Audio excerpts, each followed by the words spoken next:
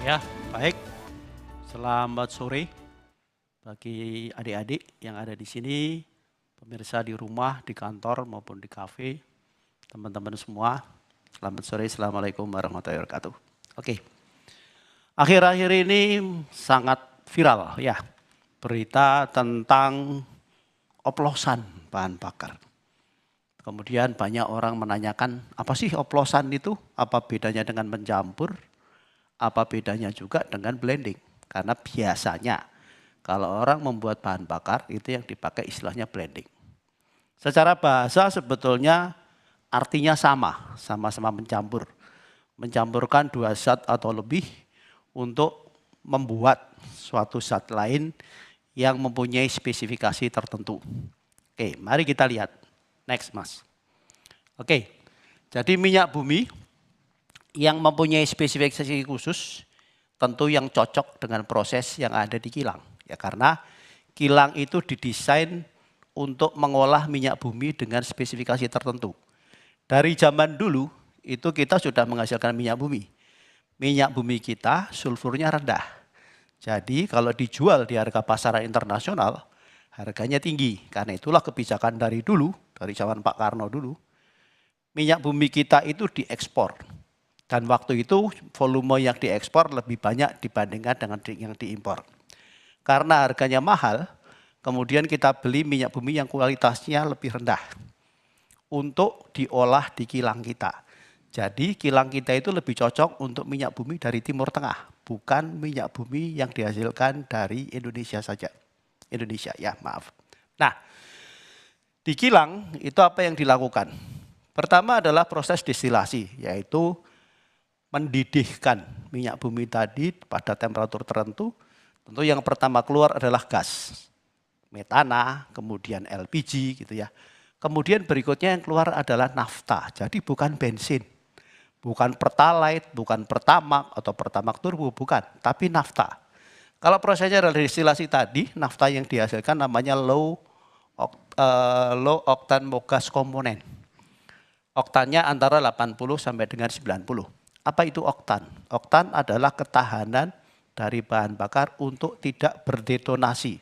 Detonasi itu yang menimbulkan suara ngelitik, kemudian bisa menghilangkan daya yang dibangkitkan, dan tentu punya potensi merusakkan mesin. Misalnya pistonnya bolong, kemudian connecting rod yang bengkok, kalaupun patah nanti nembus ke blok mesin, dan sebagainya. Ya, nah, karena adanya RON ini, maka kemudian orang membuat mesin juga yang sesuai dengan RON yang akan dipakai. Jadi kalau misalnya RON-nya cuma 90 atau RON-nya cuma 88 waktu itu ketika ada premium, maka mesinnya yang digunakan adalah yang kompresinya antara atau di bawah 9. Kemudian muncul Pertalite yang RON-nya 90, maka itu cocok untuk kendaraan yang kompresinya adalah antara 9 dan 10. Ya. Nah, kemudian kalau kilang ini punya proses hydrocracking, maka kilang ini akan bisa menghasilkan low octane mogas komponen dengan RON antara 90 sampai 95. Jadi misalkan Pertamax yang 92 bisa dibuat di sini, tapi biasanya tidak single. Dia pasti akan mencampur, kenapa? Karena dalam spesifikasi migas itu tidak hanya RON, tapi ada parameter lain seperti massa jenis, seperti viskositas, seperti kadar sulfur dan sebagainya. Yang semua itu harus cocok, karena masing-masing parameter yang ada di spek migas itu akan berpengaruh terhadap kinerja mesin. Kalau kemudian kilangnya mempunyai reforming, maka dia bisa menghasilkan namanya sekarang high octane mogas komponen atau HOMC. Punya oktan antara 95 sampai dengan 105. Demikian juga kalau punya isomerisasi, maka nafta yang dihasilkan bisa 105 sampai 115. Tapi tidak semua kilang di kita mempunyai proses itu. Kemudian ada proses khusus di mana bisa menaikkan lagi oktannya antara 115 sampai 120. Jadi misalkan kita akan membuat bahan bakar Pertamax seperti yang diributkan sekarang ini, ya. Maka itu adalah akan dilakukan blending, misalnya antara RON 90 dengan RON 95 dengan perbandingan tertentu. Taruhlah misalnya 60/40 sehingga ketemulah RON 92. Jadi proses oplos, proses campur, proses bending di kilang itu di seluruh dunia, di semua produsen bahan bakar itu dilakukan. Ya. Nah, kemudian dari kilang dihasilkanlah bahan bakar yang sudah sesuai dengan spesifikasi migas tadi. Kalau itu dari kilang Pertamina Internasional, maka dibeli oleh Patraniaga. Oleh Patraniaga, bahan bakar yang sudah spek tadi, kalau itu adalah RON 90 atau Pertalite akan diberikan warna. Ya. Supaya apa? Supaya konsumen mudah mengontrol bahwa ketika dia membeli, dia mendapatkan bahan bakar sesuai yang dikehendaki. Contoh misalnya, kalau adik-adik di sini membeli Pertamax yang dispensernya warna biru, tapi yang keluar adalah hijau, apakah kita mau terima? Tentu enggak ya, karena kita merasa, loh ini kok saya dikasihnya Pertalite, yang harusnya warnanya biru, kenapa saya dikasih yang warna hijau? Tentu kita enggak mau. Dengan begitu, konsumen bisa mengontrol bahwa dia bisa mendapatkan bahan bakar sesuai yang diinginkan. Ya, demikian juga untuk mengontrol SPBU. Kalau ada SPBU yang menjual bahan bakar dengan warna hijau tapi keluar dari dispenser warna biru, artinya SPBU ini nakal. Dia menjual bahan bakar yang tidak sesuai dengan apa yang harusnya dia jual. Baik. Nah, kemudian kalau dia bensin RON 92 atau Pertamax, selain diberi warna biru, ada lagi tambahannya, yaitu aditif paket deterjen. Demikian juga di Pertamax Turbo. Maka dia diberikan warna merah dan aditif juga paket deterjen. Dan itu dilakukan di terminal bahan bakar minyak. Nah, apakah kita tidak boleh melakukan blending atau mencampur di terminal bahan bakar minyak? Boleh. Contohnya apa? B40 atau yang kita kenal dengan solar subsidi. Maka B0 atau solar 48 dicampurkan dengan 40% biodiesel, dilakukannya di terminal bahan bakar. Karena biodieselnya disuplai dari pihak luar. Next, Mas. Nah, ini adalah contoh penggunaan aditif deterjen. Paket aditif deterjen ini punya fungsi seperti yang kita lihat di sini, menjaga katup isap supaya tetap bersih, menjaga injektor tetap bersih, mencegah terjadinya penurangan daya, mencegah terjadinya pemborosan bahan bakar, mencegah peningkatan emisi gas buang, dan menjamin bahwa mesin itu aman untuk dioperasikan. Kalau kita tidak menggunakan paket deterjen, maka yang terlihat adalah di sini. Jadi katupnya akan banyak kerak seperti ini. Kalau ini kebetulan adalah katup kondisi baru, yang gambar yang ketiga adalah kondisi katup dengan aditif, keraknya tipis saja, sedangkan yang tanpa aditif adalah seperti yang gambar yang paling kanan. Ya, fungsinya ada di mana? Di sini. Jadi katup itu adalah tempat di mana dia akan membuka atau menutup campuran bahan bakar yang akan masuk ke ruang bakar.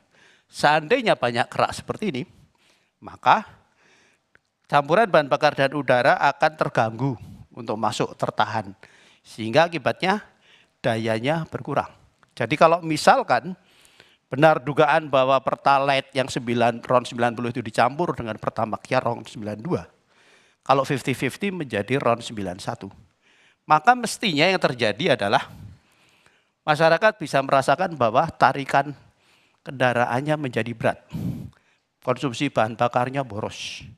Ya, pasti itu akan bisa dirasakan. Yang tadinya mungkin membeli bahan bakar full tank bisa seminggu, kok sekarang cuma 5-6 hari ya, gitu. Enggak seperti biasanya. Next, Mas. Bagaimana kalau misalnya oplosan itu dilakukan atau pencampuran seperti yang dituduhkan Kejaksaan Agung itu dilakukan oleh Pertamina? Maka yang terjadi seperti ini. Jadi karena di dalam Pertamax itu ada aditif deterjen, di Pertalite tidak ada. Maka kalau dosisnya kurang, yang terjadi akan seperti ini. Jadi titik yang pertama yang paling kiri adalah ketika dia tidak menggunakan aditif. Ketika kemudian aditifnya ditambah sekitar mungkin 55, maka bukan turun, tapi malah naik. Ya, kalau kita tambahin lagi menjadi sekitar 130, mungkin dia akan turun seperti garis kuning. Kemudian ditambahi lagi menjadi sekitar 180, akan ke titik yang ketiga, yang biru. Kemudian yang terakhir akan menjadi yang paling kanan. Jadi kalau kita lihat di sini, tanpa aditif keraknya cukup banyak. dengan aditif tapi kurang dosisnya, keraknya tambah banyak. Dengan aditif yang dinaikkan dosisnya, keraknya mulai sedikit. Dengan aditif yang optimum, keraknya makin sedikit. Jadi seandainya itu terjadi, berarti antara tahun 2018 sampai dengan tahun 2023, mestinya banyak masyarakat yang mengeluhkan, kok kendaraan saya sekarang menjadi tidak enak. Tapi apakah kita dengar berita tentang itu? Next, Mas. Oke, bagaimana dengan pewarna tadi? Jadi bahan dasarnya dari bahan bakar itu adalah warnanya kuning bening. Tapi tidak selalu kuning muda. Karena tergantung dari crude oilnya, tergantung dari minyak buminya. Kadang kita dapat kuning muda, kadang kita dapat kuning tua. Pewarnanya antara Pertalite dan Pertamax sama-sama warna biru. Kenapa? Karena kalau ingin mendapatkan hijau, kuning harus dicampur dengan biru. Jadi seandainya warnanya kuning muda, pewarnanya biru, maka kita akan dapat hijau kebiruan atau biru muda. Kemudian kalau kebetulan bahan dasarnya adalah berwarna kuning tua, dicampur dengan pewarna biru, maka kita akan dapat warna hijau. Ketika warnanya adalah menjadi biru muda, kemudian viral di video bahwa ada orang mengisi 2 botol kaca, diisi 1 Pertalite, diisi 1 Pertamax. Ya. Lalu ketika yang didapat adalah, ini kok warnanya sama? Nah itu adalah karena bahan dasarnya bisa jadi asalnya warnanya berbeda-beda, tergantung dari crude oil yang diproses. Ya. Nah, jadi mestinya kalau selama 5 tahun itu terjadi pengoplosan, maka masyarakat sebagian pasti akan mengenali warnanya. Ya, biru muda ketemu sama biru tua, pasti akan cenderung biru memang. Tapi kinerja dari kendaraannya pasti akan terasa. Jadi di sini bisa dilihat bahwa warna adalah sebagai penanda jenis bahan bakar tertentu. Sebagai alat kontrol bagi konsumen untuk kepastian mendapatkan bahan bakar sesuai dengan yang dia kehendaki. Demikian juga sebagai alat kontrol agar SPBU memang menjual bahan bakar sesuai dengan warna dispensernya. Tapi ingat bahwa warna tidak mempengaruhi atau mengubah spesifikasi bahan bakar. Ya, jadi kalau selama ini diributkan masalah oplos mengoplos, ada yang bilang antara RON 88 dengan RON 92, jadinya RON 90. Terus dijual dengan sebagai Pertamax RON 92. Ada yang mengatakan bahwa RON 90 dioplos dengan RON 92, sehingga menjadi RON 91, pasti yang terjadi adalah tadi. Depositnya akan makin banyak, ya kinerja kendaraannya akan terganggu, sehingga pasti konsumen akan merasakan itu. Dan zaman sekarang, apa-apa itu gampang viral, pasti viral. Ya, contoh misalnya kasus ketika akhir tahun lalu, beberapa kendaraan tiba-tiba mengalami pengurangan daya yang fantastis, sehingga hanya bisa jalan dengan gigi 1 dan pelan. Ya, lalu pasti akan masyarakat akan menuding, ini bahan bakarnya ini pasti nggak benar. Padahal sebetulnya yang menyumbat filter itu bukan kotoran bahan bakar. Itu adalah lapisan anti karat yang ada di tangki yang larut. Ya, contoh lain adalah misalnya ketika di Bekasi terjadi ada SPBU yang menjual Pertalite dan ditambahkan warna biru. Sehingga warnanya menjadi biru. Itu sebentar saja ketahuan. Ya, atas pengaduan masyarakat. Demikian juga ketika ada sopir truk tangki yang nakal. Dia mengambil sebagian bahan bakar yang diangkut pada truk tangkinya, lalu supaya transaksi di SPBU-nya tetap volumenya sama dia diisi dengan air. SPBU-nya nggak tahu kalau bahan bakarnya tercampur air, ya diterima saja. Tapi begitu ada konsumen mengisi di situ dan keluar dari SPBU, kendaraannya mogok. Lalu orang pasti tudingannya bahan bakarnya ini nggak benar, gitu ya. Kemudian diselidiki ternyata memang ada air di dalam tangki bensinnya. Tapi SPBU yang juga menjadi korban tadi mau melayani masyarakat untuk menguras tangkinya, mengisi dengan bahan bakar yang tidak terkontaminasi dengan air. Jadi rasanya 5 tahun kejadiannya terpotong dengan COVID 2 tahun ya. Kok sampai tidak ada berita apapun? Benar enggak? Oke, baik, terima kasih. Saya kembalikan ke Mbak Ilona.